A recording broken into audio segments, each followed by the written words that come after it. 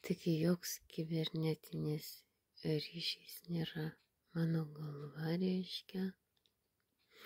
Joks radio ryšys nėra mano galva, nei šeimos galva, reiškia, joks atseit virtualus bomžas netampa jokių prezidentų.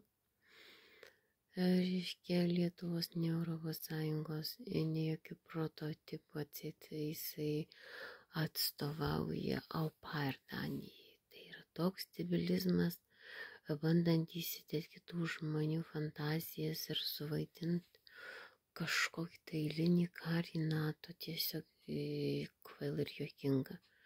Mano užpakalis juodų siūlų neįdirba ir žalių, reiškia, siūlų megztinio neišserdavo, reiškia, ir Raimundams, reiškia, nesudėtų, reiškia, iš tas visas siūlus į galvas intelektualinę veiklą dirbti.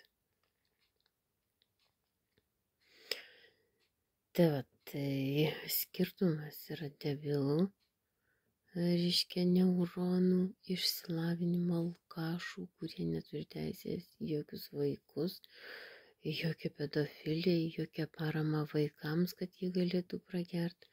Tai yra tokie darbai, kaip seksualinis donoravimas Europos Sąjungoje idiotų ir debilų ir latrų yra uždraustas. Vaikai gimė sveiki per stebuklą, paveldė mano genus. Tad jokiais būdais jokie debilai neturi nei teisės į mano, aiškiai, socialinės pašalpas, invalidumą, kurį gėdėjausi,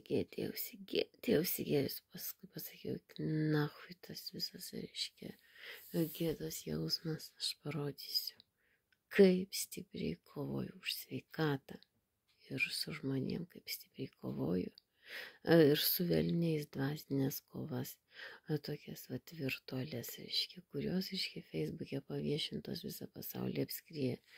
Žmonės pamato, Lietuva dar tiki. Kodėl tiki? Todėl, kad 38 šita visa, reiškia, gama destrukcija chroniškai kartojasi. Ant ko? Ant fobijų.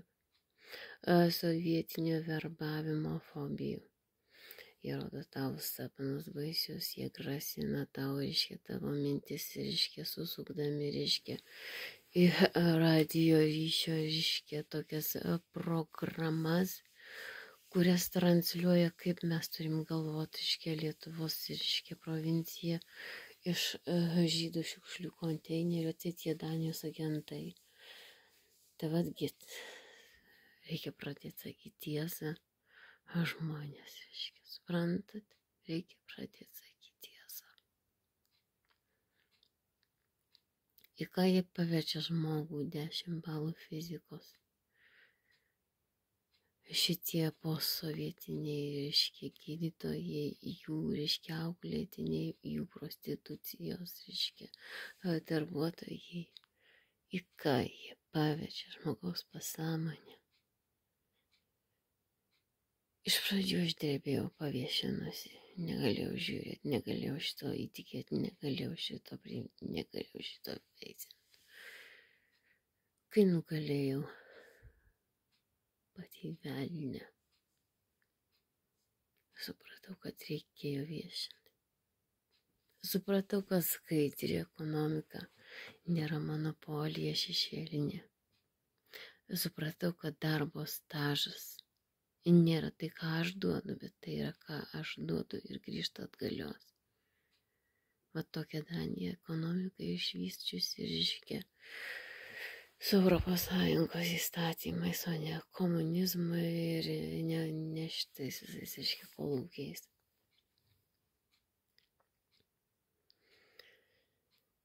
Kad invalidumas Lietuvai po senu yra kūriamas debilų. Kur aiškina, kad tu neligonis, tu turi pajausti ligą ir tu kaip kvailys vienišas savo veidrodį įrodinėjai, kol pagalvoji, reiškia, kas su manimi negerai iš tikrųjų. Ir tada supranti savianalizę. Tada pervarai internetą mokslus visus, reiškia bandyti save surasti, kaip man išlipti iš tos duobės velnių.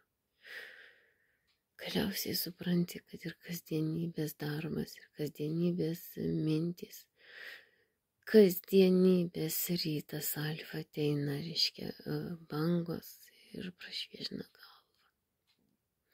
Kad vaistai, reiškia, padeda neišprotėti.